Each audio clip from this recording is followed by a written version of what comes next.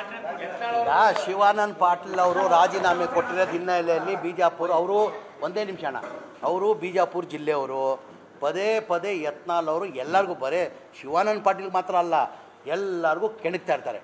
ದಮ್ಮಿದ್ರೆ ತಾಕತ್ತಿದ್ರೆ ದಮ್ಮಿದ್ರೆ ತಾಕತ್ತಿದ್ರೆ ಹೌದು ತಾನೆ. ಎಲ್ಲರಿಗೂ ಒಬ್ರಿಗೆ ಶಿವಾನಂದ ಪಾಟೀಲ್ಗಂತ ಇಲ್ಲ, ಎಲ್ಲರಿಗೂ ಏನು ಮಾಡ್ತಾರೆ, ಎಲ್ಲರಿಗೂ ಸವಾಲು ಹಾಕಿ ಎಲ್ಲರಿಗೂ ಒಂಥರ ಚಾಲೆಂಜಾಗಿ ಮಾತಾಡ್ತಾರೆ. ದಮ್ಮಿದ್ರೆ ತಾಕತ್ತಿದ್ರೆ ರಾಜೀನಾಮೆ ಕೊಡಿ ಬನ್ನಿ ಅಂತ. ಇವತ್ತು ಶಿವಾನಂದ ಪಾಟೀಲ್ಗೆ ದಮ್ಮಿದೆ ಅಂತ ಹೇಳ್ಬಿಟ್ಟು ಅವ್ರು ಇವತ್ತು ರಾಜೀನಾಮೆ ಆಗಿದ್ದಾರೆ. ಕಂಡೀಷ್ನಲ್ಲಿ ರಾಜೀನಾಮೆ ಏನಂತ ಅವ್ರ ಸವಾಲನ್ನು ಅವ್ರು ನಿನ್ನ ತಂದೆಗೆ ಹುಟ್ಟಿದ್ರೆ ಅಂತ ಅವ್ರಿಗೇನೋ ಸವಾಲು ಹಾಕಿದ್ರಂತೆ.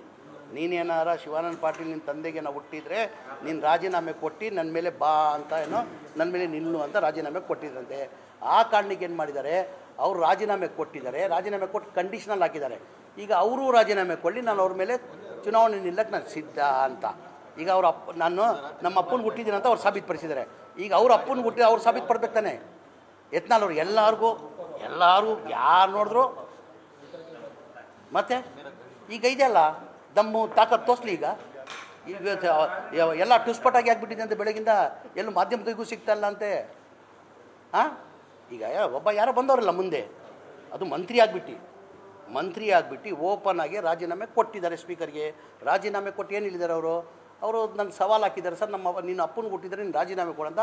ನಾನು ನಮ್ಮ ಅಪ್ಪನಿಗೆ ಹುಟ್ಟಿದ್ದೀನಿ, ನಾನು ಇವತ್ತು ರಾಜೀನಾಮೆ ಕೊಟ್ಟಿದ್ದೀನಿ.